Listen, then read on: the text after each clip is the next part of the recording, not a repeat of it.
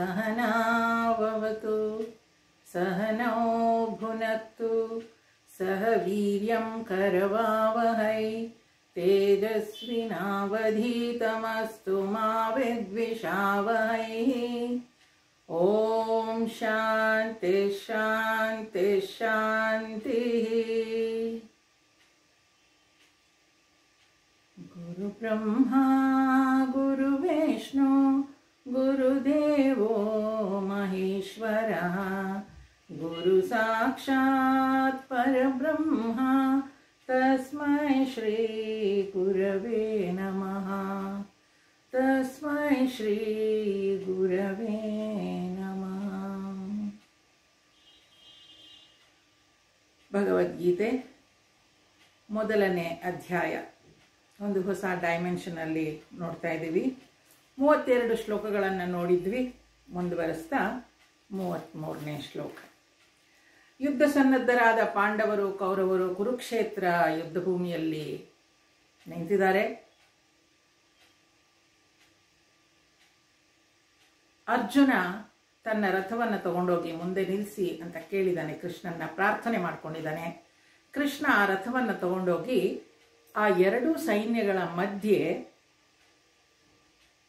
ದ್ರೋಣಾಚಾರ್ಯ ಹಾಗೂ ಭೀಷ್ಮಾಚಾರ್ಯರ ಎದುರಿಗೆ ಆ ರಥವನ್ನು ನಿಲ್ಲಿಸಿ, ನಿನ್ನ ಜೊತೆ ಯಾರ್ಯಾರು ಯುದ್ಧ ಮಾಡಬೇಕಾಗಿದೆ ನೋಡು ಅವರನ್ನ ಅಂತ ಹೇಳಿದ್ದಾರೆ. ಅವರನ್ನು ನೋಡಿದಾಗ ಅಲ್ಲಿವರೆಗೂ ಎಲ್ಲವೂ ಸರಿಗಿತ್ತು.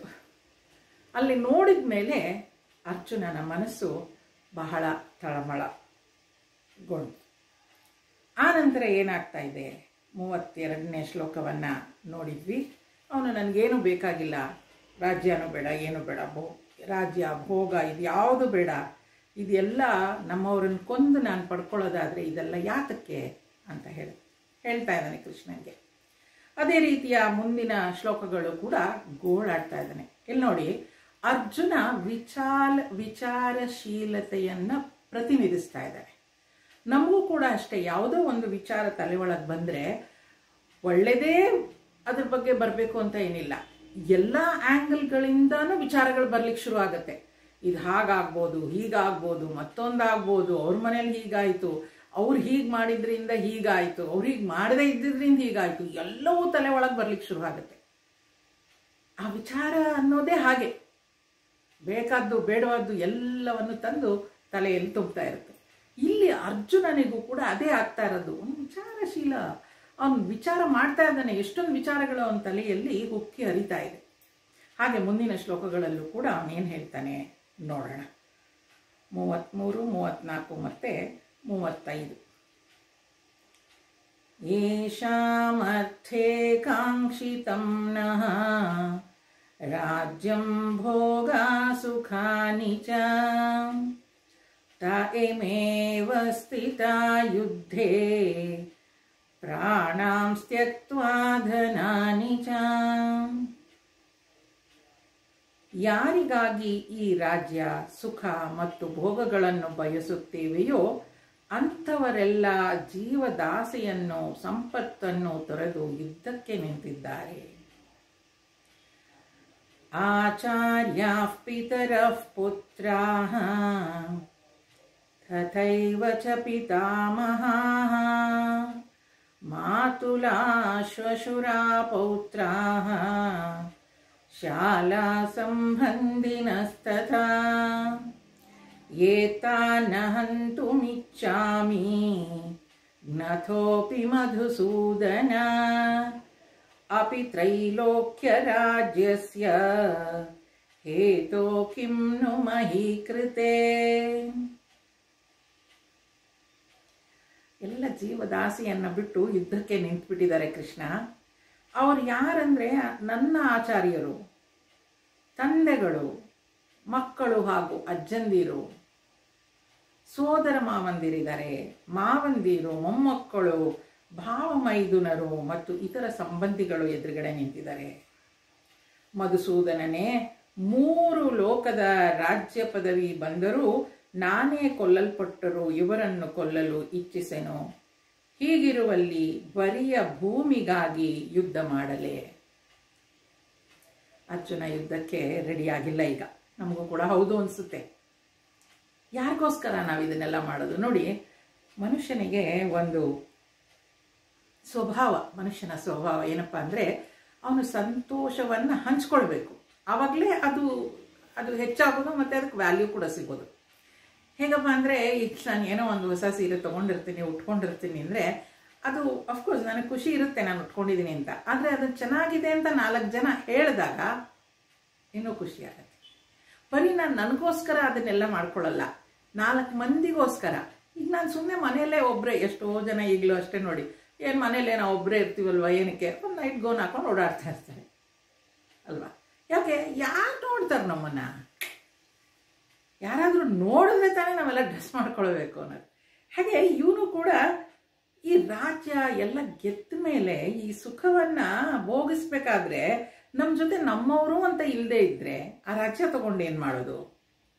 ಆ ಸಂಪತ್ತನ್ನು ತೊಗೊಂಡು ಏನು ಮಾಡೋದು? ನಾವೇ ಗೆಲ್ತೀವಿ ಅಂತ ಏನಿಲ್ಲ, ನಮ್ಮವರು ಸಾಯ್ಬೋದು, ಅವ್ರ ಕಡೆಯವರು ಸಾಯ್ಬೋದು, ಎಲ್ಲರೂ ಸತ್ರು ಕೂಡ ಅಲ್ಲಿ ನನ್ನ ಆಚಾರ್ಯರು, ನನ್ನ ದೊಡ್ಡಪ್ಪ ಚಿಕ್ಕಪ್ಪ ಎಲ್ಲರೂ ಸತ್ತೋಗ್ಬಿಟ್ರೆ ಈ ರಾಜ್ಯ ಇಟ್ಕೊಂಡು ಏನು ಮಾಡಲಿ ನಾನು ಅಂತ ಹೇಳ್ತಾ ಇದ್ದಾನೆ. ಮಧುಸೂದನನೇ ಅಂತ ಕರೀತಾನೆ, ಅವನನ್ನು ಒಂದೊಂದು ಸಲ ಒಂದೊಂದು ಹೆಸರು ಕರೀತಾನೆ. ಮಧುಸೂದನನೇ ಅಂತ ಇಲ್ಲಿ ಕರೆಯುವಾಗ ಕೃಷ್ಣ ಆ ಮಧು ರಾಕ್ಷಸನನ್ನು ಕೊಂದಿರ್ತಾನೆ. ಅದಕ್ಕೆ ಆ ಮಧುಸೂದನ, ನೀನು ರಾಕ್ಷಸನೇನೋ ಕೊಂದಿದ್ಯಾ, ಆದರೆ ಇಲ್ಲಿರೋರೆಲ್ಲ ರಾಕ್ಷಸ ಅಲ್ರಪ್ಪ ಕೃಷ್ಣ, ಇವರೆಲ್ಲ ನನ್ನವರು ಅಂತ ಹೇಳ್ಕೊಳ್ತಾ ಇದ್ದಾರೆ. ಬರೀ ಭೂಮಿಗಾಗಿ ಯುದ್ಧ ಮಾಡಲ ನಾನು ಅಂತ ಕೇಳ್ತಾ ಇದ್ದಾರೆ. ಇವ್ರನ್ನೆಲ್ಲ ಕೊಂದು ನಾನು ಬರೀ ಭೂಮಿಗೋಸ್ಕರ ಯುದ್ಧ ಹೇಗೆ ಮಾಡಲಿ ಕೃಷ್ಣ ಅಂತ ಕೇಳ್ತಾ ಇದ್ದಾರೆ. ಮುಂದುವರಿಸ್ತಾ 36 ನಿಹತ್ಯ ಧಾರ್ತರಾಷ್ಟ್ರಾನಃ ಕಾ ಪ್ರೀತಿ ಸ್ಯಾರ್ಜನಾರ್ದನ ಪಾಪಮೇವಾಶ್ರಯೇದಸ್ಮಾನ್ ಹತ್ವೈತಾನಾತತಾಯಿನಃ.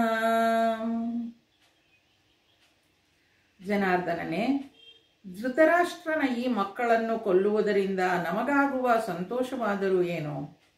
ಈ ಪಾತಕಿಗಳನ್ನು ಕೊಲ್ಲುವುದರಿಂದ ಪಾಪವೇ ನಮಗೆ ಗಳಿಕೆಯಾಗುತ್ತದೆ. ಇವರೆಲ್ಲ ಪಾಪಿಗಳು, ಇವರನ್ನು ಕೊಂದು ನಮಗೇನಾಗಬೇಕಾಗಿದೆ? ಇದು ಸುಮ್ಮನೆ ವಿಚಾರಗಳು ಬರ್ತಾ ಇರೋದು ನಮ್ಮ ತಲೆಯಲ್ಲಿ. ನಮ್ಗಳಿಗೂ ಅಷ್ಟೇ ಅಲ್ವಾ, ಏನೇನೋ ಬರ್ತಿರುತ್ತೆ. ಹಾಗೆ ಇವನಿಗೂ ಒಂಥರ ಅದು ಯಾವ ರೀತಿಯಾಗಿ ನೋಡಿ, ವ್ಯಾಸ ಮಹರ್ಷಿಗಳು ಎಷ್ಟು ಸುಂದರವಾಗಿ ವರ್ಣಿಸಿದ್ದಾರೆ. ಅವನು ಯಾರೇ ಆಗಿರ್ಬೋದು, ಎಷ್ಟೇ ಕಲ್ತಿರ್ಬೋದು, ಅವನಲ್ಲಿ ವಿಚಾರಗಳು ಈ ರೀತಿಯಾಗೇ ಯದ್ವಾ ತದ್ವಾ ಬರೋದುಂಟು. ಅದರಿಂದ ನಾವು ಬೇಜಾರು ಮಾಡ್ಕೊಳ್ಳೋದು ಬೇಡ. ಏನಪ್ಪ ನಮಗೆ ಎಂತೆಂಥದೋ ತಲೆ ಒಳಗೆ ಬರುತ್ತೆ, ಇಲ್ಲ, ಎಲ್ಲರಿಗೂ ಬರುತ್ತದು, ಯೋಚನೆ ಮಾಡೋದೇನು ಬೇಡ. ಈ ಪಾತಕಿಗಳನ್ನು ಕೊಂದು, ಇವ್ರ ಪಾಪಿಗಳು, ಇವ್ರನ್ನ ಕೊಂದು ನಮಗೇನಾಗಬೇಕಾಗಿದೆ ಅಂತ. ಇಲ್ಲಿ ಇನ್ನೊಂದು ವಿಚಾರ ನಮಗೆ ಯಾವಾಗಲೂ ನೆನ್ಪಿಟ್ಕೊಳ್ಬೇಕು ನೋಡಿ, ನಾವು ಯಾರನ್ನೇ ಆಗಲಿ ಬಹಳಷ್ಟು ವೇಳೆ ದ್ವೇಷಿಸ್ಲಿಕ್ಕೆ ಸಾಧ್ಯ ಇಲ್ಲ.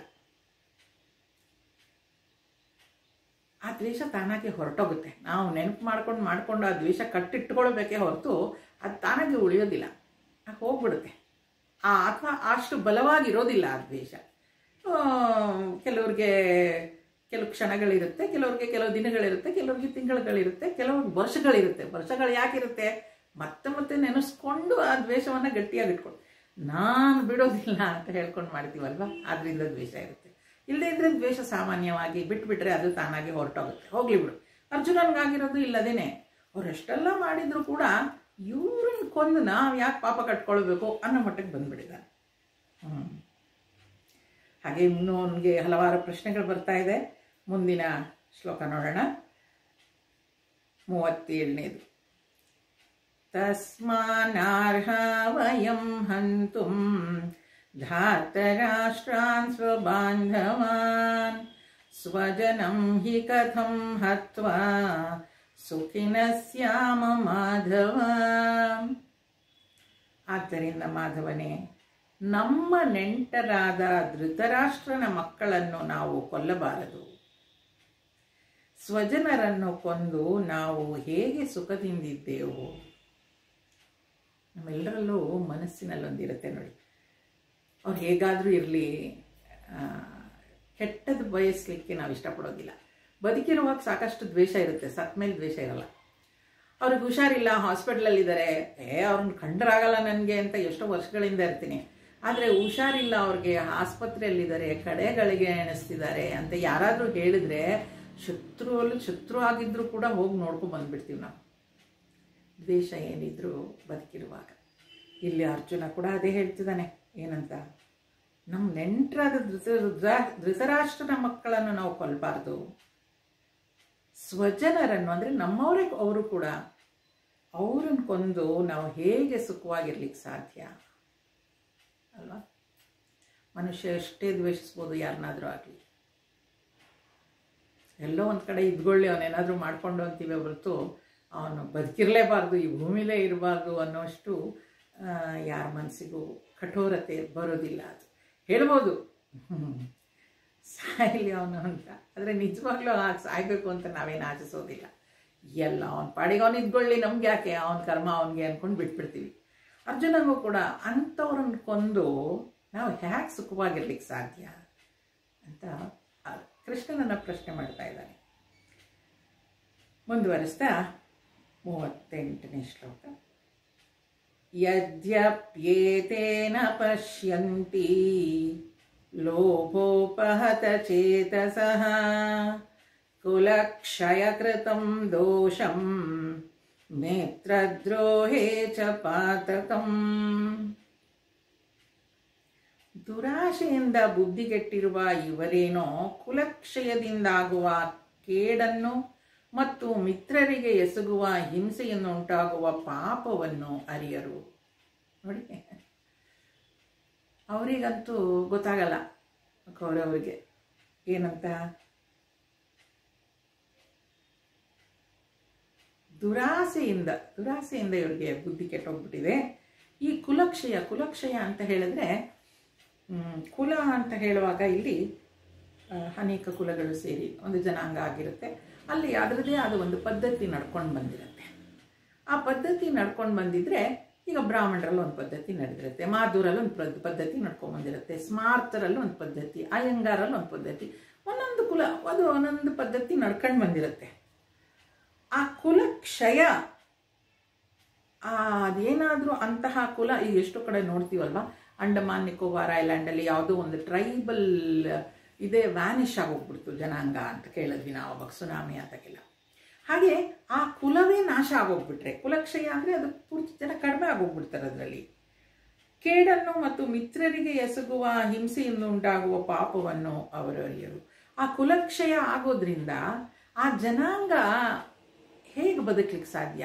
ಆಗ ಬೆರಕೆ ಶುರುವಾಗ್ಬಿಡುತ್ತೆ ಅವರಲ್ಲಿ.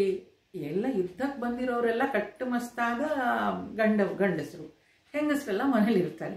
ಈ ಕಟ್ಟುಮಸ್ತಾದ ಗಂಡಸರು ಒಂದೊಂದು ಕುಲದಿಂದ ಬಂದಿರೋರು ಏನಾಗ್ತಾರೆ, ಆ ಕುಲ ನಾಶ ಆಗೋದ್ರೆ ಆ ಕುಲದ ಬೆಳವಣಿಗೆಗೆ ಏನಾಗಬೇಕು? ಆ ರೀತಿಯಾದ ಪ್ರಶ್ನೆಗಳು ಇವನಿಗೆ. ಕುಲಕ್ಷಯದಿಂದಾಗುವ ಕೇಡನ್ನು ಮತ್ತು ಮಿತ್ರರಿಗೆ ಎಸಗುವ ಹಿಂಸೆಯನ್ನು, ಅವರೆಲ್ಲ ನಮ್ಮ ಸ್ನೇಹಿತರೆ ಅಲ್ವಾ, ಇನ್ನೊಂದು ಅದುವೇ, ಅವ್ರಿಗೆಲ್ಲ ಹಿಂಸೆ ಕೊಡೋದ್ರಿಂದ ಪಾಪ ಉಂಟಾಗೋದು ಅವ್ರಿಗೆ ಗೊತ್ತಿಲ್ಲ. ಕೃಷ್ಣ ಪಾಪದವರು, ಅವ್ರಿಗೇನು ಗೊತ್ತಿಲ್ಲ, ನಮಗೆಲ್ಲ ಗೊತ್ತಿದೆ ಅಲ್ವಾ ಅನ್ನೋ ಥರದಲ್ಲಿ ಹೇಳ್ತಿದ್ದಾನೆ ಇವನು. ಮುಂದುವರಿಸ್ತಾ, ಕಥಂ ನ ಜ್ಞೇಯಮಸ್ಮಾಭಿಃ ಪಾಪಾದಸ್ಮಾನ್ ನಿವರ್ತಿತುಂ ಕುಲಕ್ಷಯಕೃತಂ ದೋಷಂ ಪ್ರಪಶ್ಯದ್ಭಿರ್ಜನಾರ್ದನ ಕುಲಕ್ಷಯೇ ಪ್ರಣಶ್ಯಂತಿ ಕುಲಧರ್ಮಾ ಸನಾತನಾಃ ಧರ್ಮೇ ನಷ್ಟೇ ಕುಲಂ ಕೃತ್ಸ್ನಂ ಅಧರ್ಮೋಭಿಭವತ್ಯುತ. ಜನಾರ್ದನನೇ, ನಾವಾದರೂ ಕುಲದ ನಾಶದಿಂದಾಗುವ ಕೇಡನ್ನು ಸ್ಪಷ್ಟವಾಗಿ ಬಲ್ಲವರಾದ್ದರಿಂದ ಈ ಪಾಪದಿಂದ ಹಿಮ್ಮೆಟ್ಟದಿರುವುದು ಹೇಗೆ? ಕೃಷ್ಣ ನಮಗೆ ಗೊತ್ತು ನೋಡಿ, ಅರ್ಜುನ ಇಲ್ಲಿ ವಿಚಾರಶೀಲತೆಯನ್ನು ರೆಪ್ರೆಸೆಂಟ್ ಮಾಡ್ತಾನೆ ಅನ್ನೋದಕ್ಕೆ ಅದು ಹೇಳೋದು. ಅವನು ವಿಚಾರ ಮಾಡಿ ಹೇಳ್ತಾ ಇದ್ದಾನೆ, ನೋಡು ನಮಗಾದ್ರೂ ಗೊತ್ತಿದೆ ಈ ಕುಲದ ನಾಶದಿಂದ ಏನೇನು ತೊಂದರೆ ಆಗ್ಬೋದು ಮುಂದೆ ಅನ್ನೋದು ನಮಗೆ ಗೊತ್ತಿದೆ, ಸ್ಪಷ್ಟವಾಗಿ ನಮಗೆ ಗೊತ್ತಿದೆ. ಅದು ಸ್ಪಷ್ಟವಾಗಿ ಗೊತ್ತಿರೋದ್ರಿಂದ ಈ ಪಾಪ ಕೆಲಸ ಮಾಡದೆ ನಾವು ಸುಮ್ಮನೆ ಇರೋದು ಒಳ್ಳೆಯದಲ್ವಾ ಕೇಳ್ತಾ ಇದ್ದಾನೆ. ಕುಲವನ್ನು ನಾಶಗೊಳಿಸುವುದರಿಂದ ಅನಾದಿ ಕಾಲದಿಂದ ನಡೆದುಕೊಂಡು ಬಂದಿರುವ ಧಾರ್ಮಿಕ ಕರ್ಮಗಳು ನಾಶವಾಗುತ್ತವೆ. ಧರ್ಮವು ನಷ್ಟವಾದರೆ ಅಧರ್ಮವೇ ಬೆಳೆಯುತ್ತದೆ. ಇದು ಸ್ವಲ್ಪ ವಿಚಾರ ಮಾಡಬೇಕಾದ ವಿಚಾರ ನೋಡಿ. ಕುಲವನ್ನು ನಾಶಗೊಳಿಸುವುದರಿಂದ ಅನಾದಿ ಕಾಲದಿಂದ ನಡೆದುಕೊಂಡು ಬಂದಿರುವ ಧಾರ್ಮಿಕ ಕರ್ಮಗಳು ಈಗಾಗಲೇ ಸುಮಾರು ಆಗೋಗ್ಬಿಟ್ಟಿದೆ ಹಾಗೆ ಅಲ್ವಾ. ಎಷ್ಟೋ ಕಡೆ ಒಂದು ಹಿಂದೂ ಹುಡುಗಿ ಕ್ರಿಶ್ಚಿಯನ್ ಹುಡುಗನನ್ನ ಮದುವೆ ಆದರೆ ಅವ್ರಿಗೆ ಹುಟ್ಟುವ ಮಗು ಹಿಂದುತ್ವವನ್ನು ಅನುಸರಿಸ್ಲಿಕ್ಕೆ ಸಾಧ್ಯ ಇಲ್ಲ. ಆಕೆ ಕ್ರಿಶ್ಚಿಯನ್ ಹಾಗೂ ಆ ಕ್ರಿಶ್ಚಿಯಾನಿಟಿಯನ್ನು ಫಾಲೋ ಮಾಡಲಿಕ್ಕೂ ಸಾಧ್ಯ ಇಲ್ಲ. ಯಾವ ಧರ್ಮವೂ ಸರಿಯಾದ ರೀತಿಯಲ್ಲಿ ಅದು ಅರ್ಥ ಮಾಡಿಕೊಂಡು ಈ ರೀತಿಯಾಗಿ ಬದುಕ್ತೀನಿ ಅಂತ ಬದುಕಲಿಕ್ಕೆ ಕಷ್ಟ ಆಗುತ್ತೆ ಮಕ್ಕಳಿಗೆ. ನಾವು ಹೇಳ್ಬೋದು ಅದ್ರ ಇಷ್ಟ ಹೇಗೆ ಬೇಕಾದರೂ ಇದ್ಕೊಳ್ಳಿ ಅಂತ. ಈ ಥರ ಆದಾಗೆಲ್ಲ ಏನಾಗುತ್ತೆ, ಅಲ್ಲಿ ನಡೀತಾ ಇದ್ದಂಥ ಆಚರಣೆಗಳು ಡೈಲ್ಯೂಟ್ ಆಗ್ತಾ ಹೋಗುತ್ತೆ. ಈಗಲೇ ಸಾಕಷ್ಟು ಆಗೋಗಿದೆ ಅಲ್ವಾ, ಈಗಲೇ ಸಾಕಷ್ಟು ಆಗೋಗಿದೆ. ಹಿಂದೂ ಧರ್ಮದಲ್ಲಿ ನಡಿಬೇಕಾದ ಮಲೆ ಮುಂದೆ ರಂಗೋಲಿ ಹಾಕೋದಾಗಲಿ, ಬೆಳಗ್ಗೆ ಎದ್ದು ಸುಪ್ರಭಾತ ಹಾಡೋದಾಗಲಿ, ಸಂಜೆ ದೀಪ ಹಚ್ಚೋದಾಗಲಿ, ದೇವ್ರಿಗೆ ಕೈ ಮುಗಿಯೋದಾಗಲಿ, ಕೈ ಕಾಲು ತೊಳ್ಕೊಂಡು ಒಳಗೆ ಬರೋದಾಗಲಿ, ಈ ಎಲ್ಲ ನಾಶ ಹೋಗ್ಬಿಟ್ಟಿದೆ. ಆ ಥರ ಮಾಡರ್ನೈಸ್ ಆಗ್ತಾ ಇದ್ದೀವಿ ನಾವು. ಅದು ಏನು ದೋಷ ಅಂತ ಹೇಳೋದಿಲ್ಲ, ಇನ್ನು ಹಾಗೇ ಮಾಡಬೇಕು ಅಂತಲೂ ಇಲ್ಲ. ಆದರೆ ಅವೆಲ್ಲ ಹೋಗ್ತಾ ಇದೆ, ತುಂಬ ಏನು ಹೇಳ್ತೀವಿ ನಾವು, ಕ್ಷೀಣ ಆಗೋಗ್ತಾ ಇದೆ. ಹಾಗೆ ಕುಲಗಳು ನಾಶ ಆಗೋದ್ರೆ, ಈಗ ಯಾವುದೋ ಒಂದು ಕುಲದ ಗಂಡಸರು ಯುದ್ಧಕ್ಕೆ ಬಂದಿರೋರು ಅವರೆಲ್ಲ ನಾಶ ಆಗೋದ್ರೆ ಆ ಮನೆತನಕ್ಕೆ ಬರುವಂಥ ಹೆಣ್ಮಕ್ಳು ಬೇರೆಯವ್ರನ್ನ ವರೆಸಲೇಬೇಕು ಅವರು ಅಲ್ವಾ. ಹಾಗಾದಾಗ ಏನಾಯಿತು, ಆ ಧಾರ್ಮಿಕ ಕರ್ಮಗಳು ನಾಶ ಆಗ್ತಾ ಹೋಗುತ್ತೆ. ಆ ಧಾರ್ಮಿಕ ಕರ್ಮಗಳು ನಾಶ ಆಗ್ತಾ ಹೋದಾಗ, ಈಗ ನಾ ಹೇಳಿದ್ನಲ್ಲ, ಆಕೆ ಕ್ರಿಶ್ಚಿಯಾನಿಟಿಯಲ್ಲಿ ಫಾಲೋ ಮಾಡಿ ಆ ಧರ್ಮವನ್ನು ಫಾಲೋ ಮಾಡಿದ್ರೂ ಪರವಾಗಿಲ್ಲ, ಅಥವಾ ಹಿಂದೂ ಧರ್ಮವನ್ನು ಫಾಲೋ ಮಾಡಿದ್ರೂ ಪರವಾಗಿಲ್ಲ. ಯಾವುದೋ ಒಂದು ಧರ್ಮ ಇಟ್ಕೊಂಡಿದ್ದಾರಲ್ಲ, ಧರ್ಮ ಅನ್ನೋದು ಏನಕ್ಕೆ, ನಾವು ಚಂದದಲ್ಲಿ ಜೀವನ ಮಾಡೋದಕ್ಕೆ. ಎರಡೂ ಧರ್ಮ ಇಟ್ಕೊಳ್ಳದೆ ಇದ್ದಾಗ ತೊಂದರೆ ಆಗೋದು ಅಲ್ವಾ. ಹಾಗಾಗಿ ಇಲ್ಲೇನಾಗುತ್ತೆ, ಧಾರ್ಮಿಕ ಕರ್ಮಗಳು ನಾಶವಾಗುತ್ತವೆ, ಧರ್ಮವು ನಷ್ಟವಾದರೆ ಅಧರ್ಮವೇ ಬೆಳೆಯುತ್ತದೆ. ಧರ್ಮ ನಾಶ ಆದರೆ ಅಧರ್ಮವೇ ಬೆಳೆಯುತ್ತದೆ. ಈಗ ನಾವೆಲ್ಲ ಸಾಕಷ್ಟು ನೋಡ್ತಾ ಇದ್ದೀವಿ ಈ ಥರ ಆಗ್ತಾ ಇರೋದನ್ನು ಅಲ್ವಾ. ನಾವು ಯಾವುದೋ ಒಂದು ಚೌಕಟ್ಟಿನಲ್ಲಿ ಬೆಳೆದ್ಬಿಟ್ಟಿದ್ವಿ, ಇದು ಹೀಗೆ ಇರಬೇಕು, ಹೀಗೆ ಆಗಬೇಕು ಅಂತ ಅದನ್ನು ಒಡೆದು ಅನ್ಕಂಡೀಷನಲ್ ಆಗಿ ಬದುಕಕ್ಕೆ ಶುರು ಮಾಡ್ತಾ ಇರೋ ವ್ಯವಸ್ಥೆಯಲ್ಲಿ ಬಹಳಷ್ಟು ಏನಿದು ಈ ಧರ್ಮ ಬಿಟ್ಟು ಹೋಗ್ತಾ ಇರೋದನ್ನು ನಾವು ನೋಡ್ತಾ ಇದ್ದೀವಿ. ಆಗಲೇ ಅರ್ಜುನ ಹೇಳಿದ್ದಾನೆ, ಹಾಗಾಗೋದ್ರಿಂದ ಏನಾಗುತ್ತೆ, ಧರ್ಮವು ನಷ್ಟವಾದರೆ ಅಧರ್ಮವೇ ಬೆಳೆಯುತ್ತದೆ. ಈ ಧರ್ಮ ಅಂತ ಹೇಳಿದಾಗೆಲ್ಲ ಪ್ರಿನ್ಸಿಪಲ್ಸ್ ಆಫ್ ಎಕ್ಸಿಸ್ಟೆನ್ಸ್. ಈಗ ನಾವು ಬದುಕಲಿಕ್ಕೆ, ಈ ಸಮಾಜದಲ್ಲಿ ಚಂದದಲ್ಲಿ ಬದುಕಲಿಕ್ಕೆ ಹಿರಿಯರು ಒಂದಷ್ಟು ದಾರಿ ಹಾಕ್ಕೊಟ್ರು, ಅದನ್ನು ಕೂಡ ಧರ್ಮ ಅಂತಲೇ ಹೇಳ್ತೀವಿ. ಇನ್ನೊಂದು, ಮನುಷ್ಯನಿಗೆ ಇರಲೇಬೇಕಾದ ಮೌಲ್ಯಗಳು, ಆ ಮೌಲ್ಯಗಳು ಇರಲೇಬೇಕು. ಆ ಮೌಲ್ಯಗಳು ಇಲ್ದಲೆ ನೀನು ಆಚರಣೆಯನ್ನು ಧರ್ಮಾಚರಣೆಯನ್ನು ಮಾಡ್ತೀವೋ ಬಿಡ್ತೀವೋ, ಆದರೆ ಆ ಮೌಲ್ಯಗಳು ನಿನ್ನಲ್ಲಿರಬೇಕು ಅಂತ ಶಾಸ್ತ್ರ ಹೇಳುತ್ತೆ. ಆ ಧರ್ಮ ನನ್ನಲ್ಲಿದ್ದರೆ ನಾನು ಅದನ್ನು ಟ್ರಾನ್ಸ್ಫರ್ ಮಾಡಲಿಕ್ಕೆ ಸಾಧ್ಯ ಆಗೋದು. ಈಗ ನಮಗೆ ತಂದೆ ತಾಯಿಗಳೊಂದಷ್ಟು ಹೇಳ್ಕೊಟ್ರು ಪದ್ಧತಿ, ಧಾರ್ಮಿಕ ಪದ್ಧತಿಯನ್ನು ಅಥವಾ ಧಾರ್ಮಿಕ ಮೌಲ್ಯಗಳನ್ನು ಕಲಿಸಿದ್ರು, ಅದನ್ನು ನಾವು ನಡ್ಕೊಂಡು ಬರ್ತೀವಿ. ಅದನ್ನು ನಾವು ಜವಾಬ್ದಾರಿಯುತವಾಗಿ ನಮ್ಮ ಮುಂದಿನ ಪೀಳಿಗೆಗೆ ಅದನ್ನು ದಾರಿ ಎರೆದು ಕೊಡಬೇಕು. ಅದೆಷ್ಟು ಮಟ್ಟಿಗೆ ಆಗ್ತಾ ಇದೆ ಆಗ್ತಾ ಇಲ್ಲ ಅನ್ನೋದು ನಿಮಗೂ ಗೊತ್ತಾಗ್ತದೆ. ಹಾಗಾಗಿ ಇಲ್ಲಿ ಅರ್ಜುನ ಹೇಳ್ತಾನೆ, ನೋಡು, ಅನಾದಿ ಕಾಲದಿಂದ ನಡೆದುಕೊಂಡು ಬಂದಿರುವ ಧಾರ್ಮಿಕ ಕರ್ಮಗಳು ನಾಶವಾಗುತ್ತವೆ. ಧರ್ಮವು ನಷ್ಟವಾದರೆ ಅಧರ್ಮವೇ ಬೆಳೆಯುತ್ತದೆ. ಧರ್ಮ ನಷ್ಟ ಆದ ಕೂಡಲೇ ಏನಾಗುತ್ತೆ, ಅಧರ್ಮವೇ ಬೆಳೆಯಲಿಕ್ಕೆ ಶುರುವಾಗತ್ತೆ. ಮುಂದುವರಿಸ್ತಾ ಹೇಳ್ತಾನೆ 41ನೇ ಶ್ಲೋಕ. ಅಧರ್ಮಾಭಿಭವಾತ್ ಕೃಷ್ಣ ಪ್ರದುಷ್ಯಂತಿ ಕುಲಸ್ತ್ರಿಯಃ ಸ್ತ್ರೀಷು ದುಷ್ಟಾಸು ವಾಷ್ಣೇಯ ಜಾಯತೆ ವರ್ಣಸಂಕರ. ಕೃಷ್ಣನೇ, ಅಧರ್ಮವು ಪ್ರಬಲವಾಗುವುದರಿಂದ ಕುಟುಂಬದ ಸ್ತ್ರೀಯರು ನಡತೆಗೆಟ್ಟವರಾಗುತ್ತಾರೆ. ವೃಷ್ಣಿವಂಶೋದ್ಭವನೆ, ಹಾಗಾಗುವಾಗ ವರ್ಣಗಳು ಬೆರಕೆಯಾಗುವವು. ಯುದ್ಧಕ್ಕೆ ಹೋಗಿರುವಂತಹ ಕಟ್ಟುಮಸ್ತಾದ ಗಂಡಸರು ಯಾವುದೋ ಒಂದು ಕುಲದವರು ಪೂರ್ತಿ ನಾಶ ಆಗೋದ್ರೆ ಆ ಕುಲದಲ್ಲಿ ಇರುವಂತಹ ಹೆಣ್ಣುಗಳು ಮುಂದೆ ತಮ್ಮ ಸೋಷಲ್ ಸೆಕ್ಯೂರಿಟಿಗಿರ್ಬೋದು, ಎಕನಾಮಿಕಲ್ ಸೆಕ್ಯೂರಿಟಿಗಿರ್ಬೋದು, ಹೆಣ್ಣಿಗೆ ಯಾವಾಗಲಿಂದನೂ ಆ ಸೆಕ್ಯೂರಿಟಿಯ ಹೆದರಿಕೆಯಿಂದಲೇ ಮದುವೆ ಅನ್ನೋದು ಶುರುವಾಗಿದ್ದು ಅಂತ ಹೇಳ್ತಾರೆ. ಅದಕ್ಕೋಸ್ಕರ ಆಕೆ ಮತ್ಯಾರನ್ನು ಒರೆಸ್ಬೇಕಾಗ್ಬೋದು, ಅಂದರೆ ಅವರನ್ನು ನಡತೆಗೆಟ್ಟವರು ಅಂತ ಹೇಳಲಿಕ್ಕೆ ಶುರು ಮಾಡ್ತಾರೆ ಅಂತ. ನೀವೆಲ್ಲ ಇದು ಕೇಳಿರಬೇಕು, ಈ ವ್ಯಾಲೆಂಟೈನ್ಸ್ ಡೇ ಅಂತ ಎಲ್ಲ ಮಾಡ್ತಾರಲ್ಲ, ಅದು ಶುರುವಾಗಿದ್ದೇ ಹಾಗಂತೆ. ಅಲ್ಲಿ ಅವರು ಎಲ್ಲ ಯುವಕರನ್ನ ಯುದ್ಧಕ್ಕೆ ಕಳಿಸ್ಲಿಕ್ಕೆ ಶುರು ಮಾಡಿಬಿಟ್ನಂತೆ ರಾಜ. ಹಾಗೆ ಯುದ್ಧಕ್ಕೆ ಕಳಿಸ್ಲಿಕ್ಕೆ ಶುರು ಮಾಡಿದಾಗ ಈ ವ್ಯಾಲೆಂಟೈನ್ ಅನ್ನೋ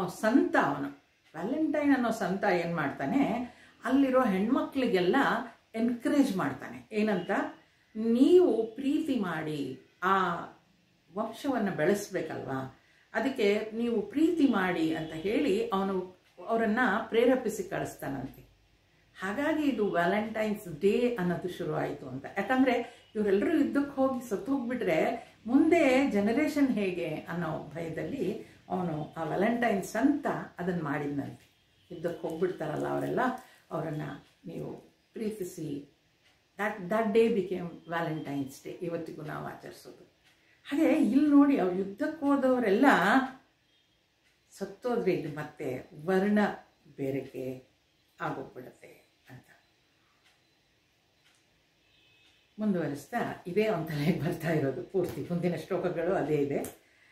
ಸಂಕರೋ ನರಕಾಯೈವ ಕುಲಜ್ಞಾನಾಂ ಕುಲಸ್ಯ ಚ ಪತಂತಿ ಪುತರೋ ಹೀಶಾಂ ಲುಪ್ತಪಿಂಡೋದಕ ಕ್ರಿಯಾ. ಜಾತಿಗಳ ಗೊಂದಲವು ಇಡೀ ಕುಲವನ್ನು ನರಕಕ್ಕೆ ಒಯ್ದಂತೆ, ಏಕೆಂದರೆ ಅವರ ಪೂರ್ವಜರು ಪಿಂಡ ಪ್ರದಾನವು ಜಲತರ್ಪಣವು ಇಲ್ಲದಂತಾಗಿ ತಮ್ಮ ಲೋಕದಿಂದ ಅಧೋಗತಿಗೆ ಬೀಳುವರು. ಈ ವಿಚಾರ ಅರ್ಜುನನ ವಿಚಾರ ಇದು. ಅಂದರೆ ನಮ್ಮಲ್ಲಿ ಉಂಟಲ್ವ ಈ ಲುಪ್ತಪಿಂಡೋದಕ ಅಂತ ಹೇಳಿದರೆ ಸತ್ತವರಿಗೆ ತರ್ಪಣ ಬಿಡೋದು ಅಂತ. ಈಗ ಸತ್ತವ್ರಿಗೆ ತರ್ಪಣ ಬಿಡಬೇಕಾದ್ರೆ ಅವನು ಅದೇ ವಂಶಸ್ಥನಾಗಬೇಕು ಅಂತ ಇದೆ. ಯಾರೋ ತರ್ಪಣ ಯಾರಿಗೂ ಬಿಡೋಕ್ಕಾಗಲ್ಲ. ಅಲ್ಲಿ ಶರೀರವನ್ನು ಬಿಟ್ಟಾಗೂ ಕೂಡ ಅವ್ರ ಮಗನೇ ಅದಕ್ಕೆ ಎಲ್ಲ ಶವ ಸಂಸ್ಕಾರ ಮಾಡಬೇಕು ಅಂತ ಇರೋ ಹಾಗೆ ಆ ವಂಶಸ್ಥರೇ ಅದಕ್ಕೆ ತರ್ಪಣವನ್ನು ಬಿಡೋದು ಎಲ್ಲ ಮಾಡಬೇಕು. ಈಗ ಯಾವ ಕುಲಕ್ಷಯ ಆಗೋಗ್ಬಿಡುತ್ತೋ ಅವನು ಯಾರಿಗೋ ಹುಟ್ಟಿದ ಅವ್ನು ಯಾರಿಗೆ ತಾನೇ ಅವ್ನು ತರ್ಪಣ ಬಿಡೋಕ್ಕಾಗುತ್ತೆ ಅಂತ ಅರ್ಜುನಂದು ಪ್ರಶ್ನೆ ಇಲ್ಲಿ. ಹಾಗಾಗಿ ಅವ್ರು ಯಾರು ತರ್ಪಣ ಬಿಡೋಕ್ಕಾಗಲ್ಲ, ಯಾವಾಗ ಆ ಪಿತೃಗಳಿಗೆ ತರ್ಪಣ ಬಿಡ್ಲಿಕ್ಕಾಗಲ್ವೋ ಅವರೆಲ್ಲ ಅಧೋಗತಿಗೆ ಹೋಗ್ತಾರೆ ಅಂತ. ಇವನಿಗೆ ಬದುಕಿರೋರ್ದು ಯೋಚನೆ, ಸತ್ತೋರ್ದು ಯೋಚನೆ ಪಾಪ ಇವನಿಗೆ, ಅರ್ಜುನನಿಗೆ. ಹಾಗಾಗಿ ಅಧೋಗತಿಗೆ ಬೀಳ್ತಾರೆ ಅಂತ ಹೇಳ್ತಾರೆ. ಅದು ಎಷ್ಟರ ಮಟ್ಟಿಗೆ ಅನ್ನೋದು ಗೊತ್ತಿಲ್ಲ ನನಗೆ. ಆ ಹಿರಿಯರಿಗೆ ತರ್ಪಣ ಬಿಡುವಂಥದ್ದು ಅಥವಾ ಶ್ರಾದ್ದ ಮಾಡುವಂಥದ್ದು ಏನಪ್ಪ ಅಂತ ಹೇಳಿದ್ರೆ ಅವರನ್ನು ನೆನೆಸ್ಕೊಳ್ಳುವಂಥದ್ದು ಅಂತ. ಸ್ವಾಮೀಜಿಯವರು ಯಾವಾಗಲೂ ಹೇಳ್ತಾ ಇರ್ತಾರೆ, ಬದುಕಿರುವಾಗ ಅವರನ್ನು ಚಂದದಲ್ಲಿ ನೋಡ್ಕೊಳ್ರಿ ಮಾರಾಯರೆ ಸಾಕು, ಆಮೇಲಿಂದ ಆದರೆ ಮಾಡಿ ಇಲ್ಲದೆ ಇದ್ರೆ ಬಿಡಿ ಪರವಾಗಿಲ್ಲ ಅಂತಲೇ ನಮಗೆಲ್ಲ ಹೇಳ್ತಾ ಇರ್ತಾರೆ. ನನಗೂ ಅದು ಬಹಳ ಒಪ್ಪಿಗೆ ಆಗುವಂಥ ಮಾತು. ಅವ್ರು ಬದುಕಿರುವಾಗ ಚಂದದಲ್ಲಿ ನೋಡ್ಕೊಂಡ್ಬಿಟ್ರೆ ಸಾಕು, ಆಮೇಲಿಂದೆಲ್ಲ ಆದರೆ ಮಾಡೋದು, ಇದ್ದಿದ್ರೆ ಇಲ್ಲ, ಆ ಥರ. ಇಲ್ಲಿ ಆ ವರ್ಣಸಂಕರ ಆಗಿರೋದ್ರಿಂದ ಅವರು ಅಂದರೆ ಆಗಿನ ಶ್ರದ್ಧೆ ಇದ್ದೇ ಇದೆ, ತರ್ಪಣವನ್ನು ಬಿಡಬೇಕು.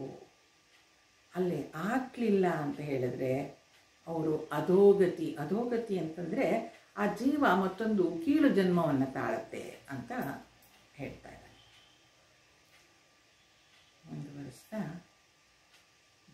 दोषैरेतैकुलज्ञानां वर्णसङ्करकारकैः उत्साद्यन्ते जातिधर्माः कुलधर्माश्च शाश्वताः.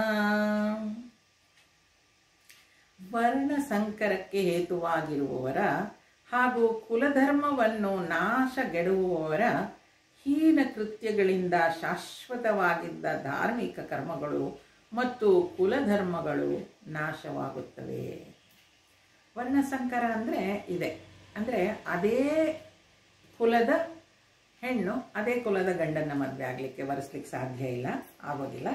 ಹಾಗಾಗಿ ಅಲ್ಲಿ ವರ್ಣಸಂಕರ, ಮಿಕ್ಸ್ಚರ್ ಆಫ್ ಕ್ಯಾಸ್ಟ್, ಕ್ರೀಡ್, ವಾಟೆವರ್ ಏನು ಅನ್ಕೋತೀವೋ ಅದೆಲ್ಲನೂ ಮಿಕ್ಸ್ಚರ್ ಆಗೋಗ್ಬಿಡುತ್ತೆ ಅಂತ.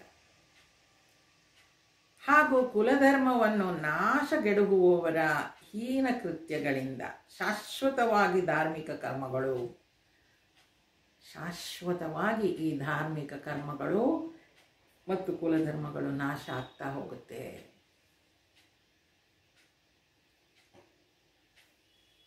ಹಿಂದಿನಿಂದ ನಡ್ಕೊಂಡು ಬಂದಿರುವಂತಹ ಧಾರ್ಮಿಕ ಕಾರ್ಯಗಳು ಈಗಾಗಲೇ ಸಾಕಷ್ಟು ಡೈಲ್ಯೂಟ್ ಆಗೋಗ್ತಾ ಇದ್ದೇವೆ, ನಾವು ನೋಡ್ತಾ ಇದ್ದೀವಿ.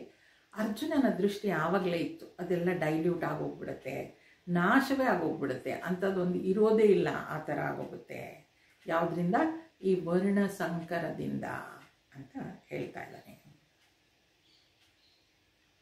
ಮುಂದುವರಿಸ್ತಾ, ಉತ್ಸನ್ನ ಕುಲಧರ್ಮಾಣಾಂ ಮನುಷ್ಯಾಣಾಂ ಜನಾರ್ದನ ನರಕೆ ನಿಯತಂ ವಾಸಃ ಭವತೀತ್ಯನುಶುಶ್ರುಮಾ.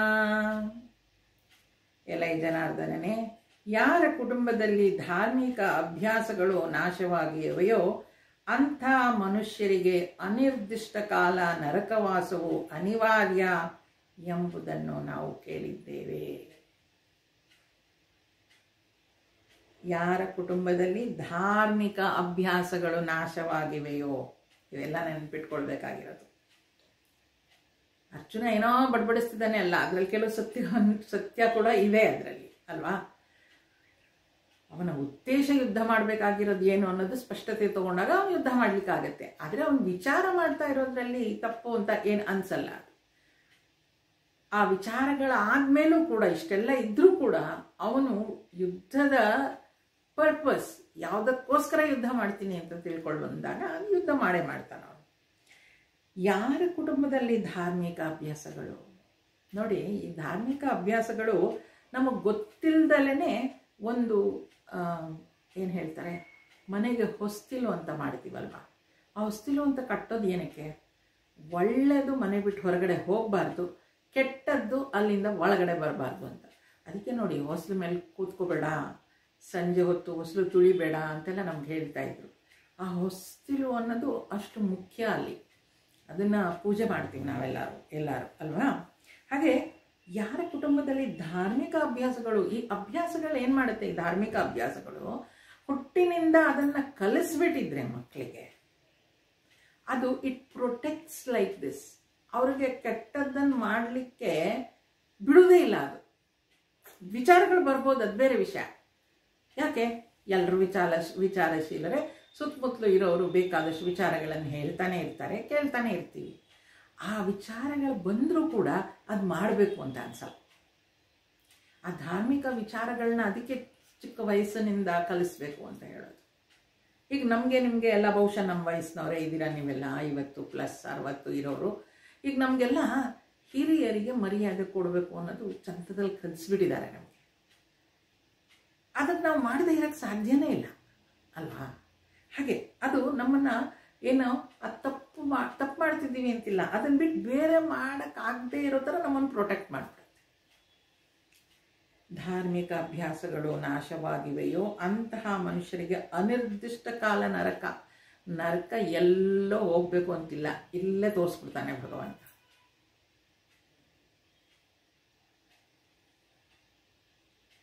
ಅದು ಅನಿವಾರ್ಯ, ನರಕವಾಸ ಅನಿವಾರ್ಯ. ಹಾಗಾದರೆ ಧಾರ್ಮಿಕವಾಗಿ ನಡ್ಕೊಳ್ಳೋರಿಗೆ ನರಕವಾಸ ಅಥವಾ ಕೆಟ್ಟದ್ದಾಗೋದೇ ಇಲ್ವಾ? ಕಡಿಮೆ.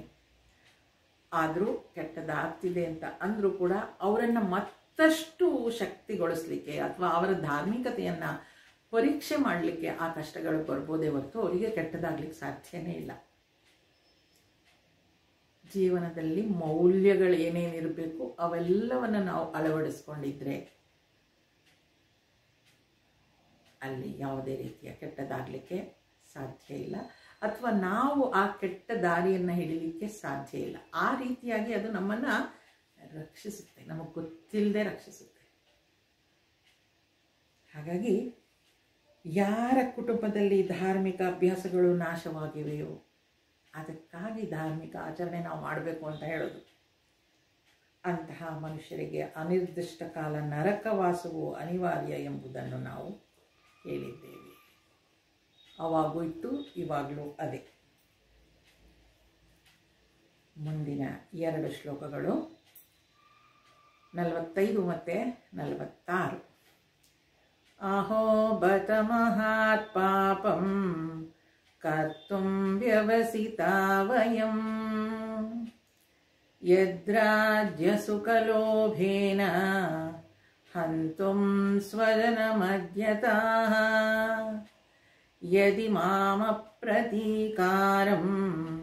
ಅಶಸ್ತ್ರಂ ಶಸ್ತ್ರಪಾಣಯಃ ಧಾತರಾಷ್ಟ್ರಾರಣೇ ಹನ್ಯೋಃ ತನ್ಮೇ ಕ್ಷೇಮತರಂ ಭವೇತ್. ಅಯ್ಯೋ, ನಾವು ರಾಜ್ಯ ಸುಖದ ಅತ್ಯಾಶೆಯಿಂದ ನಮ್ಮ ಸ್ವಜನರನ್ನು ಕೊಲ್ಲಲು ಹೊರಟಿರುವೆವಲ್ಲ. ನಾವು ಮಹಾಪಾಪವನ್ನೇ ಮಾಡಲು ನಿಶ್ಚಯಿಸಿದಂತಿದೆ. ಆಯುಧಪಾಣಿಗಳಾದ ಧೃತರಾಷ್ಟ್ರನ ಮಕ್ಕಳು ನಿರಾಯುಧನಾದ ನನ್ನನ್ನು ಕೊಂದರೂ ಅದೇ ನನಗೆ ಹೆಚ್ಚು ಕ್ಷೇಮವಾದೀತು. ಯುದ್ಧ ಭೂಮಿಯಲ್ಲಿ ಒಂದು ರೂಲ್ ಇದೆ, ಏನಂತ, ನಿರಾಯುಧರ ಮೇಲೆ ಯುದ್ಧ ಮಾಡೋ ಹಾಗಿಲ್ಲ. ಇವನು ಆಯುಧ ಇಟ್ಕೊಂಡಿರ್ತಾನೆ, ಎದುರುಗಡೆ ಇರೋನ ಹತ್ರ ಆಯುಧ ಇಲ್ಲ ಅಂದರೆ ಅಥವಾ ಕೆಳಗೆ ಬಿದ್ದೋಗಿದ್ರೆ ಅವನ ಆಯುಧ ಕೈಯಲ್ಲಿ ತೊಗೊಳ್ಬೇಕು, ಆವಾಗ ಇವನು ಪ್ರಹಾರ ಮಾಡಬೇಕು. ಧರ್ಮ ಯುದ್ಧಗಳ ನೋಡಿ ಇವೆಲ್ಲ. ಅದರಿಂದ ಅಲ್ಲಿ ಮೋಸ ಗೀಸ ಮಾಡೋದೆಲ್ಲ ಅಷ್ಟೊಂದು, unless it is guided by Krishna, ಆ ಥರ ಏನು ಮಾಡ್ತಾ ಇರಲಿಲ್ಲ. ನಾನು ಈಗ ಗಾಂಡೀವ ಕೆಳಗಡೆ ಇಟ್ಬಿಟ್ಟಿದ್ದಾನೆ ಆಗಲೇ ಅರ್ಜುನ. ಆದ್ದರಿಂದ ಅವನು ಹೇಳ್ತಿದ್ದಾನೆ, ನಿರಾಯುಧನಾದ ನನ್ನ ಮೇಲೆ ಅವರು ಶಸ್ತ್ರಪ್ರಹಾರ ಮಾಡಿದ್ರೂ ಪರವಾಗಿಲ್ಲ, ನನ್ನನ್ನು ಕೊಂದರೂ ಪರವಾಗಿಲ್ಲ, ಅದೇ ನನಗೆ ಹೆಚ್ಚು ಕ್ಷೇಮ ಅನಿಸುತ್ತೆ. ರಾಜ್ಯ ಸುಖದ ಅತ್ಯಾಶೆಯಿಂದ ನಮ್ಮ ಸ್ವಜನರನ್ನು ಕೊಲ್ಲಲು ಹೊರಟಿರುವಲ್ಲ, ನಾವು ರಾಜ್ಯ ಸುಖಕ್ಕಾಗಿ ಹೊರಟಿದ್ದೀವಲ್ಲ, ಆ ಆಸೆಯಿಂದ ನಾವು ಅವರನ್ನೆಲ್ಲ ಕೊಲ್ತಾ ಇದ್ದೀವಲ್ಲ, ನಾವು ಮಹಾಪಾಪವನ್ನೇ ಮಾಡ್ತಾ ಇದ್ದೀವಿ ಅಂತ ನಿಶ್ಚಯಿಸಿದ ಹಾಗಾಗತ್ತೆ. ಅದರಿಂದ ಯುದ್ಧ ಮಾಡೋದು ಬೇಡ ಕೃಷ್ಣ ಅಂತ ಹೇಳ್ತಾ ಇದ್ದಾನೆ. ಇಲ್ಲಿ ಅವನಿಗಿನ್ನೂ ಕನ್ಫ್ಯೂಷನ್ ಇದೆ, ಏನೋ ರಾಜ್ಯಕ್ಕೋಸ್ಕರ ಏನು ಗ್ಯಾರಂಟಿ ಏನು ನೀನೇ ಗೆಲ್ತೀಯ ಅಂತ ಅಲ್ವಾ. ಅರ್ಜುನನೇ ಗೆಲ್ತಾನೆ ಅಂತ ಗ್ಯಾರಂಟಿ ಏನಿದೆ, ಆದರೆ ಅವನು ಅಂದ್ಕೊಳ್ತಾನೆ ನಾನು ರಾಜ್ಯ ಸುಖಕ್ಕಾಗಿ ಇಲ್ಲಿ ಹೊರಡ್ತಾ ಇದ್ದೀನಿ ಅಂತ. ಅದರಿಂದ ಮಹಾಪಾಪವನ್ನೇ ನಾವು ಮಾಡ್ತಾ ಇದ್ದೀವಿ ಅನಿಸುತ್ತೆ, ಬೇಡ ಯುದ್ಧ ಮಾಡೋದು ಅನ್ನೋದು ಮನಸ್ಸಿನಲ್ಲಿ ಡಿಸೈಡ್ ಮಾಡ್ಕೊಂಬಿಟ್ಟಿದ್ದಾನೆ. ಈ ದೃಶ್ಯವನ್ನು ಸಂಜಯ ನೋಡಿ ಧೃತರಾಷ್ಟ್ರನಿಗೆ ಹಸ್ತಿನಾಪುರದಲ್ಲಿ ವಿವರಿಸ್ತಾ ಇದ್ದಾನೆ. ಆಗ ಸಂಜಯ ಏನು ಹೇಳ್ತಾನೆ? ಸಂಜಯ ಹೇಳ್ತಾನೆ, ಸಂಜಯ ಉವಾಚ ಏವಂ ಮುಕ್ತ್ವಾರ್ಜುನ ಸಂಖ್ಯೆ ರಥೋಪಸ್ಥ ಉಪಾವಿಶತ್ ವಿಸೃಜ್ಯ ಸಶರಂ ಚಾಪಂ ಶೋಕ ಸಂವಿಘ್ನ ಮಾನಸಃ. ಸಂಜಯ ಹೇಳ್ತಾ ಇದ್ದಾನೆ ಧೃತರಾಷ್ಟ್ರನಿಗೆ, ಯುದ್ಧರಂಗದಲ್ಲಿ ಹೀಗೆ ನುಡಿದ ಅರ್ಜುನನು ಶೋಕ ತಪ್ತ ಮನಸ್ಸಿನಿಂದ ಕೂಡಿದವನಾಗಿ ಬಿಲ್ಲು ಬಾಣಗಳನ್ನು ಕೈ ಬಿಟ್ಟು ರಥದಲ್ಲಿ ಕುಳಿತುಕೊಂಡನು. ಬಿಲ್ಲು ಬಾಣವನ್ನೆಲ್ಲ ಕೆಳಗಿಟ್ಟು ರಥದಲ್ಲಿ ಕುಳಿತುಕೊಂಡ್ಬಿಟ್ಟ. ನಾನು ಯುದ್ಧ ಮಾಡಲ್ಲ ಅಂತೇಳಿ. ವಿಚಾರವಂತನಾದ ಅರ್ಜುನ ಒಳ್ಳೆಯ ಬಿಲ್ಲುಗಾರನಾಗಿದ್ದು ಸವ್ಯಸಾಚಿ ಅಂತ ಕರೆಸ್ಕೊಂಡಿದ್ರೂ ಕೂಡ ಆ ಕ್ಷಣದಲ್ಲಿ ಅವನ ಮನಸ್ಸು ವಿಚಲಿತವಾಗಿದ್ದರಿಂದ ಅವನು ಸಂಪೂರ್ಣವಾಗಿ ಸೋತು ತನ್ನ ಶಸ್ತ್ರಾಸ್ತ್ರಗಳನ್ನೆಲ್ಲ ಬಿಟ್ಟು ರಥದಲ್ಲಿ ಕುಳಿತುಕೊಂಡ್ಬಿಟ್ಟ ಅಂತ ಸಂಜಯ ಇಲ್ಲಿ ಹೇಳಿದ್ದಾನೆ. ಅಲ್ಲಿಗೆ ಮೊದಲನೇ ಅಧ್ಯಾಯ ಮುಕ್ತಾಯ ಆಗುತ್ತೆ. ಪ್ರತಿ ಅಧ್ಯಾಯ ಮುಗಿಯುವಾಗಲೂ ಇದೊಂದು ಕಡೆಯ ಒಂದು ಶ್ಲೋಕವನ್ನು ಹೇಳೋದು ವಾಡಿಕೆ. ಓಂ ತತ್ಸತಿತಿ ಶ್ರೀಮದ್ಭಗವದ್ಗೀತಾಸು ಉಪನಿಷತ್ಸು ಬ್ರಹ್ಮವಿದ್ಯಾಯಾಂ ಯೋಗಶಾಸ್ತ್ರೇ ಶ್ರೀಕೃಷ್ಣಾರ್ಜುನ ಸಂವಾದೇ ಅರ್ಜುನ ವಿಷಾದಯೋಗೋ ನಾಮ ಪ್ರಥಮೋಧ್ಯಾಯಃ. ಈ ಶ್ಲೋಕದ ಅರ್ಥ ಕೇಳೋಕೆ ಮೊದಲು ಈ ಅಧ್ಯಾಯದಲ್ಲಿ ನಾವು ಏನನ್ನ ಕಲ್ತ್ವಿ ಅನ್ನೋದನ್ನ ಸ್ವಲ್ಪ ನೋಡ್ಕೊಳ್ಳೋದಾದ್ರೆ, ನಮ್ಮ ಪಾತ್ರವನ್ನು ನಾವು ಗುರುತಿಸ್ಕೊಳ್ಬೇಕು. ಹೇಗೆ ಅರ್ಜುನ ಕೃಷ್ಣ ಅರ್ಜುನನ ರಥದ ಸಾರಥಿಯಾಗಿದ್ದ, ಅವನ ಪಾತ್ರವನ್ನು ಅವನು ನಿರ್ವಹಿಸಿದ. ನಮ್ಮ ಪಾತ್ರವನ್ನು ನಾವು ನೋಡ್ಕೊಳ್ಬೇಕು. ಎರಡನೇದಾಗಿ ಒಬೇ ದಿ ಮಾಸ್ಟರ್, ಹಿರಿಯರ ಮಾತುಗಳನ್ನು ನಾವು ಕೇಳಬೇಕು. ಯಾರ ಮಾಸ್ಟರಲ್ಲಿ? ಅರ್ಜುನ ಮಾಸ್ಟರ್ ಅವನಿಗೆ. ಅಂದರೆ ರಥವನ್ನು ನನ್ನ ಮುಂದೆ ತಗೊಂಡೋಗಿ ನಿಲ್ಲಿಸು ಅಂದಾಗ ಒಬೆ ಮಾಡ್ದ ಅವನು ತನ್ನ ಮಾಸ್ಟರ್ ಹೇಳಿದ, ತನ್ನ ಯಜಮಾನ ಹೇಳಿದ ಮಾತುಗಳನ್ನು ಕೇಳಿದ. ಇನ್ನೊಂದರಲ್ಲಿ ಯಾರೋ ಬಂದು ನೋಡಿ, ಇಡೀ ಅಧ್ಯಾಯದಲ್ಲಿ ಕೃಷ್ಣ ಒಂದು ಮಾತು ಕೂಡ ಆಡಿಲ್ಲ. ಅದೇನು ಬಡಬಡಿಸ್ತೀಯ ಬಡಬಡಿಸು ನೀನು ಅಂತ ಅರ್ಜುನಂಗೆ ಬಿಟ್ಬಿಟ್ಟ. ಯಾರೋ ನಮ್ಮ ಹತ್ರ ಮನದಾಳದ ಮಾತನ್ನು ಹೇಳ್ಕೊಳಕ್ಕೆ ಬರ್ತಾರೆ, ಕೇಳಿಸ್ಕೊಳ್ಬೇಕು. ನಾವು ಸಂಪೂರ್ಣವಾಗಿ ಕೇಳಿಸ್ಕೊಳ್ಬೇಕು. ಆ ನಂತರ ಅವರಿಗೆ ಸಮಾಧಾನದ ಮಾತು ಹೇಳೋ ಶಕ್ತಿ ಇದ್ದರೆ ಹೇಳಬೇಕು. ಅವರ ಕಷ್ಟ ನಮ್ಮ ಹತ್ರ ಹೇಳ್ಕೊಳಕ್ಕೆ ಬರ್ತಿದ್ದಾರೆ ಅಂದರೆ ಅವ್ರಿಗೆ ನಮ್ಮ ಹತ್ರ ಹೇಳ್ಕೊಳ್ಳೋದ್ರಿಂದ ಮನಸ್ಸು ಹಗುರ ಆಗುತ್ತೆ ಅಂತ ಇರ್ಬೋದು. ಆದ್ದರಿಂದ ಅದನ್ನು ಕೇಳಬೇಕು ಅಂತ ಹೇಳ್ತಾರೆ. ಇನ್ನೊಂದು ವಿಚಾರ ನಮ್ಗೆ ಚಂದದಲ್ಲಿ ಸ್ಪಷ್ಟ ಆಗೋದು ಅಂದರೆ, ನಾವು ಯಾರನ್ನೂ ಕಂಟಿನ್ಯೂಸ್ ಆಗಿ ದ್ವೇಷಿಸೋಕ್ಕೆ ಸಾಧ್ಯ ಇಲ್ಲ. ಎಷ್ಟು ವರ್ಷನಾದರೂ ಅಂದ್ಕೊಳ್ಳೋಣ, ಸಾಧ್ಯ ಇಲ್ಲ. ಇನ್ನೊಂದು ವಿಚಾರ ಏನಪ್ಪ ಅಂತ ಹೇಳಿದ್ರೆ, ಯಾವಾಗ ಮನಸ್ಸು ತಲ್ಲಣಗೊಂಡಿರುತ್ತೆ ಆವಾಗ ಏನೋ ಬಡಬಡಿಸ್ತಾ ಇರ್ತೀವಿ. ಕೋಪ ಬಂದಿರುವಾಗಲಿ, ಹೆದರಿಕೆಯಿಂದಾಗಲಿ ಏನೋ ಬಡಬಡಿಸ್ತಾ ಇರ್ತೀವಿ. ಬಡಬಡಿಸೋದು ಅಂದರೆ ಏನೋ ಹೇಳ್ತಾ ಇರ್ತೀವಿ, ಅದು ಇದು ಅಂತೆಲ್ಲ. ಅದು ಯಾವುದಕ್ಕೂ ಹೆಚ್ಚಿನ ಪ್ರಾಮುಖ್ಯತೆ ಕೊಡಬೇಕಾಗಿಲ್ಲ. ಸ್ವಾಮೀಜಿ ಹೇಳ್ತಾರೆ, ಯಾರೋ ಕುಡಿದ್ಬಿಟ್ಟು ಮಾತಾಡಿದ್ರೆ ಅದಕ್ಕೆಲ್ಲ ನಾವೇನು ಅಷ್ಟು ತಲೆ ಕೆಡಿಸ್ಕೊಳ್ಳಲ್ಲ ಅಲ್ವಾ. ಅದೇ ನಶೆ ನಮಗೂ ಏರಿರುತ್ತಂತೆ. ಯಾವಾಗ ಕೋಪ ಬಂದಾಗ ಅಥವಾ ಬೇಜಾರಾದಾಗ ಏನೇನೋ ಬಿಡು, ಸ್ವಲ್ಪ ಮೂಡ್ ಸರಿ ಇಲ್ಲ, ಮಾತಾಡ್ತಾ ಇದ್ದಾರೆ ಮಾತಾಡಲಿ ಅಂತ ಬಿಟ್ಬಿಡ್ಬೇಕಂತೆ.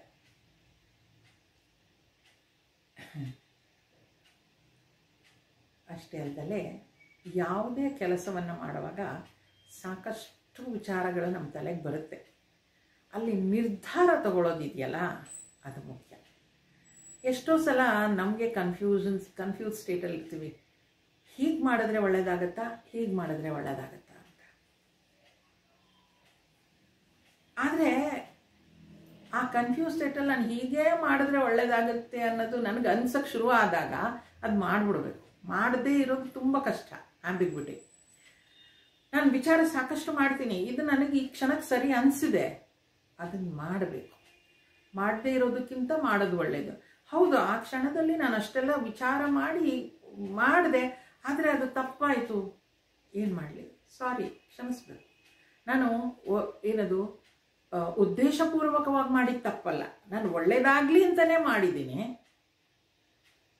ಆದರೆ ಅದು ತಪ್ಪಾಗೋಯ್ತು ಅಂತಂದರೆ ನನ್ನ ಕೈಲಿರಲಿಲ್ಲ ಅದು ಅಂತ. ನಾನು ಅವಾಗ ನಿಮಿತ್ತ ಮಾತ್ರ ಆಗಿರ್ತೀನಿ. ಆದಷ್ಟು ಹುಷಾರಾಗೆ ಮಾಡ್ತೀವಿ, ಆದರೂ ಒಂದೊಂದು ಸಲ ಅದಾಗ್ಬಿಡುತ್ತೆ ಅಂತ ಅನಿಸುತ್ತಲ್ವ. ಹಾಗೆ ಆ ವಿಚಾರಶೀಲತೆ, ವಿಚಾರಗಳನ್ನು ಮಾಡಿ ನಮ್ಗೆ ಆ ಕ್ಷಣಕ್ಕೆ ಯಾವುದು ಸರಿ ಅಂತ ಅನಿಸುತ್ತೋ ಎಲ್ಲರ ಜೊತೆ ಮಾತನಾಡಿ ಮಾಡಬೇಕು. ಅದನ್ನು ಮಾಡದೇ ಇರೋದು ಸರಿಯಲ್ಲ ಅಂತ ತಿಳ್ಕೊಳ್ಬೇಕು ನಾವು. ಈ ರೀತಿಯಾಗಿ ಅರ್ಜುನ ಯಾಕಷ್ಟು ಧೈರ್ಯವಾಗಿದ್ದ ಅನ್ನೋದನ್ನು ನಾವು ನೆನಪು ಮಾಡ್ಕೊಳ್ಬೇಕು. ಯಾಕೆ? ಅವನ ಜೊತೆಗೆ ಕೃಷ್ಣನಿದ್ದ. ಆದ್ದರಿಂದ ಅವನು ತನಗಿಂತ ಎತ್ತರದಲ್ಲಿರುವಂಥವನ ಹತ್ರ ತನ್ನ ವಿಚಾರಗಳನ್ನು ತೋಡ್ಕೊಳ್ತಾ ಇದ್ದಾನೆ.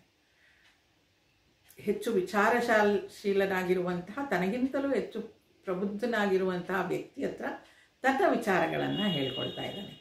ಅದನ್ನು ನಾವು ತಿಳ್ಕೊಳ್ಬೇಕು. ಅಂದರೆ ನಮಗೆ ಯಾರಿಂದ ಉತ್ತರ ಸರಿಯಾಗಿ ಸಿಗುತ್ತೆ, ಯಾರಿಂದ ಸರಿಯಾಗಿ ಗೈಡೆನ್ಸ್ ಸಿಗುತ್ತೆ, ಅವ್ರ ಹತ್ರ ನಾವು ಈ ವಿಚಾರಗಳನ್ನು ಮಾಡಬೇಕು ಅನ್ನೋದನ್ನು ಕೂಡ ತಿಳ್ಕೊಳ್ಬೇಕು ಅಂತ ಹೇಳ್ತಾರೆ ಈ ಅಧ್ಯಾಯದಿಂದ. ಹಾಗೆ ಈ ಭಗವದ್ಗೀತೆಯನ್ನು ಅರ್ಥ ಮಾಡಿಕೊಂಡು ಮುಂದುವರಿಸ್ತಾ ಓದ್ತಾ ಹೋಗೋದು ಏನಕ್ಕಪ್ಪ ಅಂತ ಹೇಳಿದ್ರೆ, ನರನಿಂದ ನಾರಾಯಣನ ಆಗುವ ಒಂದು ಪ್ರಯತ್ನ ನಮ್ಮದು. ನರನಿಂದ ನಾರಾಯಣ, ನಾವು ಮನುಷ್ಯರಾಗಿದ್ದೀವಿ, ಆ ನಾರಾಯಣನಾಗಬೇಕು. ನಮ್ಮಲ್ಲಿರುವ ಆ ಕೆಟ್ಟ ಗುಣಗಳು ಏನು, ಅಥವಾ ನಮ್ಮಲ್ಲಿರುವ ಮೌಲ್ಯಗಳು, ಒಳ್ಳೆಯ ಮೌಲ್ಯಗಳು, ಅದನ್ನೆಲ್ಲ ಹೆಚ್ಚಿಸ್ಕೊಂಡು ಆ ರೀತಿಯಾಗಿ ನಾವು ಜೀವನವನ್ನು ಮುಂದುವರಿಸಬೇಕು ಅಂತ. ಹಾಗೆ ಮುಂದುವರಿತಾ ಇದ್ದೀವಾ ಇಲ್ವಾ ಅಂತ ಗೊತ್ತಾಗೋದು ಹೇಗೆ?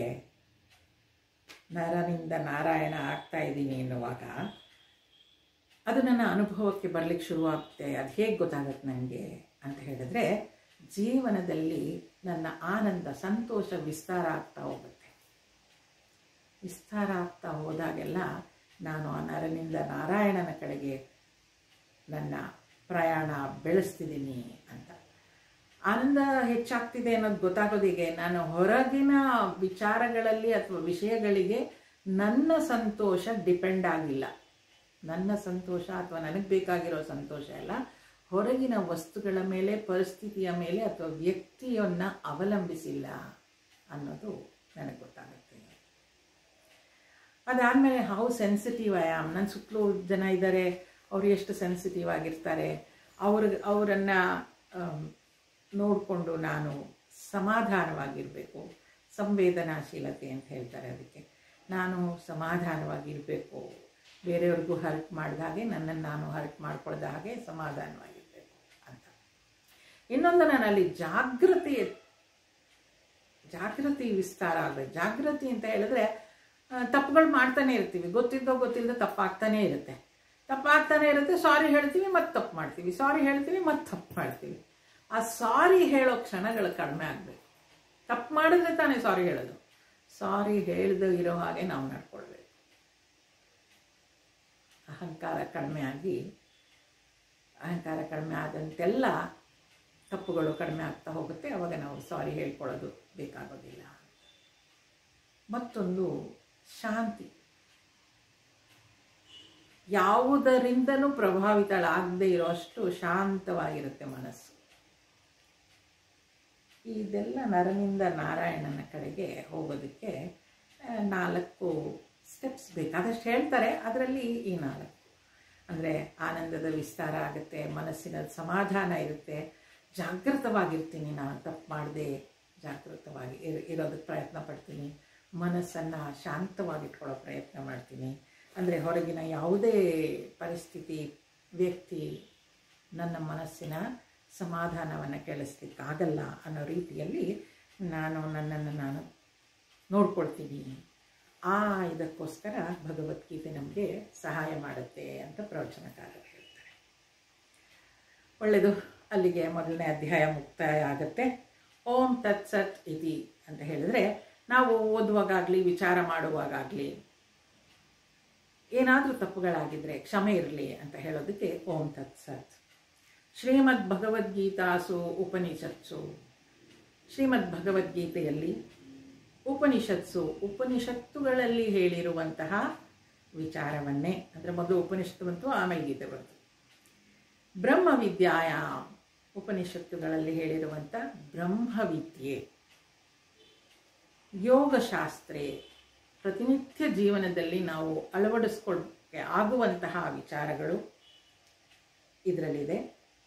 ಇದು ಶ್ರೀಕೃಷ್ಣ ಅರ್ಜುನರ ಸಂವಾದದ ರೂಪದಲ್ಲಿ ಇರುವಂತಹ ಮೊದಲನೆಯ ಅಧ್ಯಾಯ, ಅರ್ಜುನ ವಿಷಾದ ಯೋಗ ಅನ್ನೋದು ಮುಕ್ತಾಯ ಆಗತ್ತೆ ಅಂತ ಹೇಳ್ತಾರೆ. ಓಂ ತತ್ಸತಿತಿ ಬ್ರಹ್ಮವಿದ್ಯೆಯನ್ನು ಯೋಗಶಾಸ್ತ್ರವನ್ನು ತಿಳಿಸುವ ಶ್ರೀಕೃಷ್ಣ ಅರ್ಜುನರ ಸಂವಾದದ ರೂಪವಾದ ಶ್ರೀಮದ್ ಭಗವದ್ಗೀತೆ ಎಂಬ ಉಪನಿಷತ್ತಿನಲ್ಲಿ ಅರ್ಜುನ ವಿಷಾದ ಯೋಗವೆಂಬ ಪ್ರಥಮ ಅಧ್ಯಾಯವು ಮುಗಿಯಿತು. ಪ್ರಥಮ ಅಧ್ಯಾಯವನ್ನು ಮುಗಿಸ್ಕೊಂಡಿದ್ದೀವಿ. ಪ್ರಾರಂಭದಲ್ಲಿ ನಾವು ನೋಡಿದ ಕೌರವರ ಮತ್ತು ಪಾಂಡವರ ಏನದು ಹೊಸ ಡೈಮೆನ್ಷನ್ ಏನಪ್ಪ ಅಂತ ಹೇಳಿದ್ರೆ, ಪಾಂಡವರು ಒಳ್ಳೆ ಗುಣಗಳನ್ನು ಪ್ರತಿನಿಧಿಸ್ತಾ ಇದ್ದಾರೆ, ಕೌರವರು ಕೆಟ್ಟ ಗುಣಗಳನ್ನು ಪ್ರತಿನಿಧಿಸ್ತಾ ಇದ್ದಾರೆ. ಕುರುಕ್ಷೇತ್ರ ಎಲ್ಲೋ ಹೊರಗಡೆ ಇಲ್ಲ, ಅದು ನಮ್ಮಲ್ಲೇ ನಡೀತಾ ಇದೆ ಅನ್ನೋದನ್ನು ನಾವು ತಿಳ್ಕೊಂಡ್ವಿ. ಒಳ್ಳೆಯದು. ಹೊಸ ಡೈಮೆನ್ಷನ್ ಭಗವದ್ಗೀತೆಯ ಇದು ಪ್ರಯತ್ನ ಪಟ್ಟು ತಮಗೆ ತಿಳಿಸೋ ಇದರಲ್ಲಿ ನನ್ನ ಕಡೆಯಿಂದ ಏನಾದರೂ ಯಾರಿಗಾದರೂ ಹರ್ಟ್ ಆಗಿದ್ದರೆ ದಯವಿಟ್ಟು ಕ್ಷಮೆ ಇರಲಿ. ಅದು ಹೊಸ ಡೈಮೆನ್ಷನ್ ಆಗಿರೋದ್ರಿಂದ ನನಗೂ ಕೂಡ ಅದು ಈ ಥರದಲ್ಲೂ ನೋಡ್ಬೋದು ಆಧ್ಯಾತ್ಮಿಕ ದೃಷ್ಟಿಯಿಂದ ಅಂತ ಅನಿಸಿದ್ರಿಂದ ಅದನ್ನು ತಮ್ಮೊಡನೆ ಹಂಚ್ಕೊಂಡಿದ್ದೀನಿ. ಇಲ್ಲದೇ ಇದ್ದರೆ ಕಥಾರೂಪದಲ್ಲಿ ಅದನ್ನು ಮುಂದುವರಿಸ್ತಾ ಇದ್ದೆ. ಈ ಸುಂದರವಾದ ಅವಕಾಶ ಕೊಟ್ಟ ತಮ್ಮೆಲ್ಲರಿಗೂ ಅನಂತ ಅನಂತ ಧನ್ಯವಾದಗಳು. ಅಸತೋ ಮಾ ಸದ್ಗಮಯ ತಮಸೋ ಮಾ ಜ್ಯೋತಿರ್ಗಮಯ ಮೃತ್ಯೋರ್ಮಾ ಅಮೃತಂಗಮಯ. ಓಂ ಶಾಂತಿ ಶಾಂತಿ ಶಾಂತಿ. ಹರಿ ಓಂ. ಶ್ರೀ ಗುರುಭ್ಯೋ ನಮಃ. ಹರಿ ಓಂ.